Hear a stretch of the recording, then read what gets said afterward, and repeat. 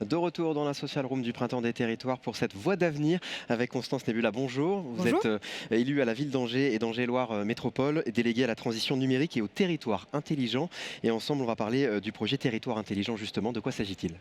Alors le projet de territoire intelligent, c'est un sujet qui a été lancé par Angers-Loire Métropole il y a maintenant 3 ans, Ok. par une impulsion politique sur le principe de dire comment est-ce qu'on pourrait utiliser les technologies, les opportunités offertes par le numérique, l'innovation pour essayer de gagner en efficacité énergétique, de faire des économies d'énergie, mieux piloter aussi notre collectivité et puis délivrer un service aux habitants qui soit de meilleure qualité, tout ça au service du mieux vivre. Donc vous allez me dire, tout ça sont des sujets assez classiques de la Smart City, mais notre approche, elle est un petit peu particulière puisqu'elle a une approche assez transversale. On a décidé avec ce projet de territoire intelligent de réunir ensemble des thématiques, des sujets qui sont vraiment les cœurs de métier de l'agglomération sur un même marché unique et avec un prestataire, un partenaire unique sur ce marché. En résumé, on a contractualisé avec un partenaire qui est mené par le groupement Engie pour 12 ans. Et son objectif, c'est de répondre à tous les critères que l'on a échangés ensemble, tous les critères environnementaux notamment, sur la mise en place de ce marché sur 12 ans. Euh, euh, Concrètement, où en êtes-vous en termes d'étapes sur ce projet? On en est où aujourd'hui? Concrètement, à l'heure d'aujourd'hui, au mois de mars, ça fait 1 an seulement que le marché a été signé avec Engie. On a eu avant une phase d'échange avec différents groupements qui ont répondu à nos offres. Et ça fait seulement 1 an finalement qu'on est dans la phase d'action. On a terminé la phase de projet et de réflexion. On est bien dans la phase d'action depuis 1 an. Et donc on est dans le début du déploiement.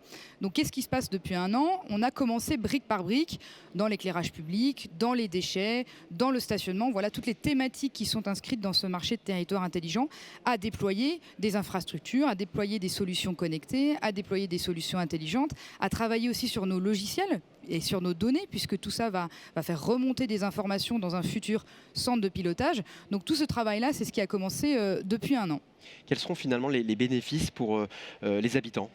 Alors pour les habitants, moi j'ai coutume de dire que si le territoire intelligent est bien fait, il ne se voit pas. Ok. C'est-à-dire que quand vous allez travailler, quand vous allez amener vos enfants à l'école, quand vous allez en mairie pour accéder à des services publics, la ville intelligente, elle intervient normalement sans que vous la voyiez. Elle permet tout simplement d'améliorer votre qualité de vie, votre vie en ville.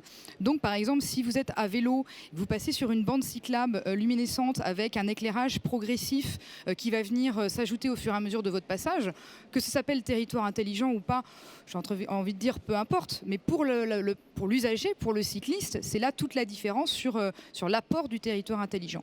Donc la manière dont moi je vois les choses, c'est la collectivité qui reprend vraiment son rôle de comment on s'adapte aux usages, comment on s'adapte au comportement de vie des habitants, en diffusant, je dirais, en parsemant de la technologie et de l'innovation partout où c'est possible.